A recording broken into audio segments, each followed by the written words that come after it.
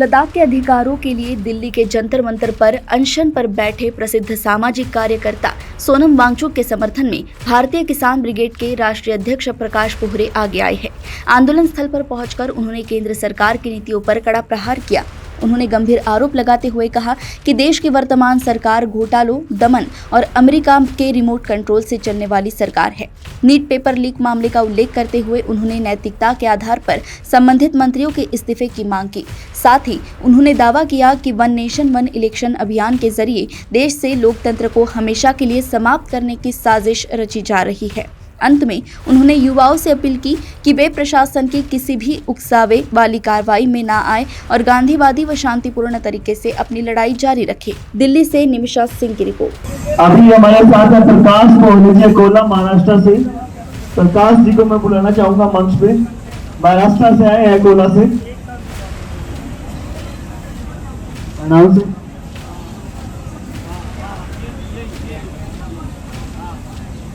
साथियों नमस्ते। मैं आपको यहाँ पर पहले बताना चाहूँगा कि सोनम जी को जब सरकार ने अरेस्ट किया था उस समय पर तीसरे दिन हमने 1000 लोगों का कैंडल मार्च हमने अकोला में निकाला था, महाराष्ट्र में। तीसरे ही दिन 1000 लोगों का। और उसके बाद में जिस तरीके से ये हुआ तो मेरे अखबार के अंदर मैंने कम से कम 8 से 10 एडिटोरियल लिखे, 2-3 मेरे कॉलम लिखे, जो कि काफी पॉपुलर है पूरे महाराष्ट्र में। बात ये ऐसी है दोस्तों कि अभी फिलहाल में जो चल रहा है हमारे देश के अंदर, ये जो पेपर लीक हो रहे हैं, बाकी के सारे भी घोटाले पे घोटाले हो रहे हैं, जो घोटाले की जो सरकार है, तो और आप बच्चे लोग जो ये कर रहे हो, बैठे हो यहाँ पर, आपने देख लिया है कि किस तरीके से ये देश के अंदर की सरकारें चल रही है। अगर एक छोटी सी बात हो जाती है कि हमारे देश के अंदर लाल बहादुर शास्त्री जी का आपको उदाहरण मालूम है, एक एक्सीडेंट हुआ था, ट्रेन का रेजिग्नेशन दे दिया था उस आदमी ने। और आपको तो ये मालूम होगा कि ये भाजपा सरकार के अंदर कोई रेजिग्नेशन कभी होता नहीं है, ये इसके लिए बनी ही नहीं है।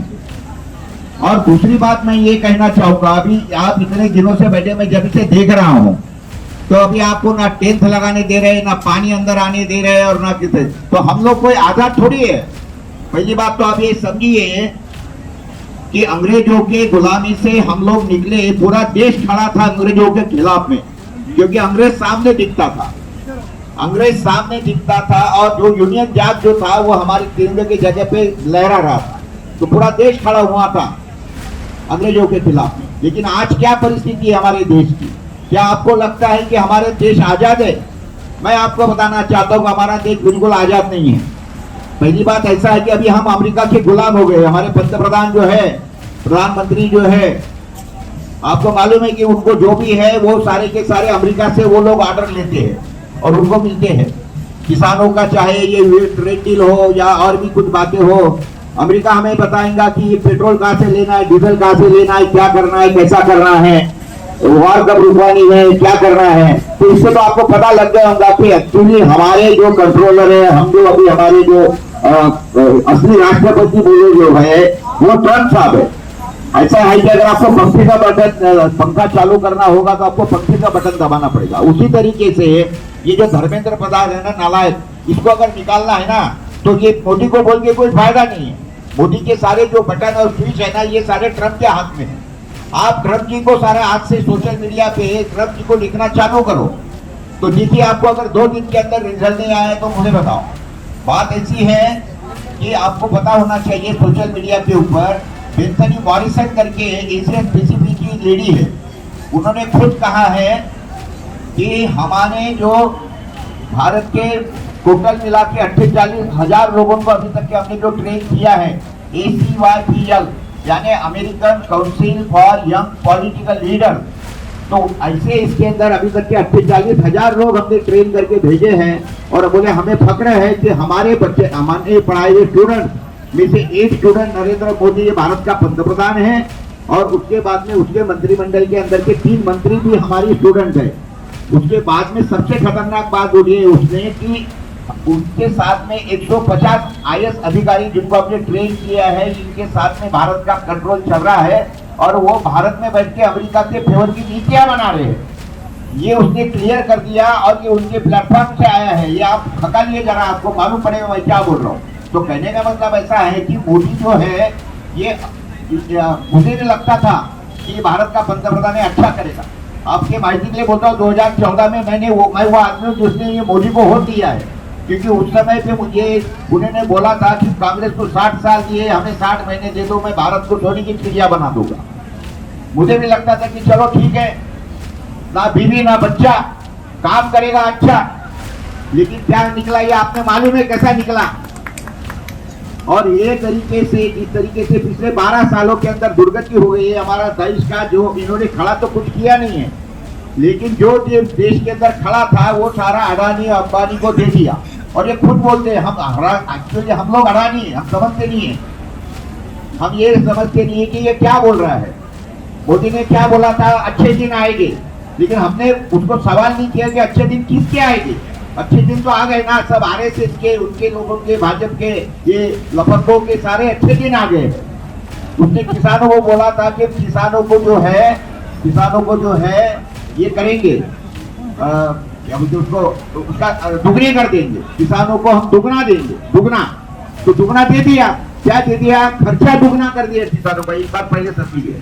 और अभी वो क्या बोल रहे हैं कि वन नेशन वन इलेक्शन, लेकिन बात का जो है वो अभी बोलने वाला है, वो one nation one election and then no election. बाद में नो इलेक्शन, ये देश के अंदर इलेक्शन नहीं होगी इसके बाद में। और जिस तरीके से सब चल रहा है, आपको पता लगना चाहिए कि हमारे देश के अंदर की क्या नीतियां कैसी चल रही है। बात ऐसी है कि आपको अगर ये धर्मेंद्र प्रधान का अकेले का रेजिग्नेशन मत मांगिए, असली करतूत करने वाला जो है वो संघी प्रदीप कुमार जोशी है। ये प्रदीप कुमार जोशी का भी रेजिग्नेशन आप मांगिए तो प्रदीप कुमार जोशी बोलेगा ये धर्मेंद्र को, ये धर्मेंद्र तो निकल जा, ये होगा। लेकिन ऐसा है अभी फिलहाल के अंदर ये हमारे देश के अंदर जिस तरीके से सब चल रहा है, ये जंतर मंतर पर धरना प्रदर्शन वगैरह चल, देखिए ये जो जगह है ना, ये डेमोक्रेसी ने दी हुई जगह है हमें।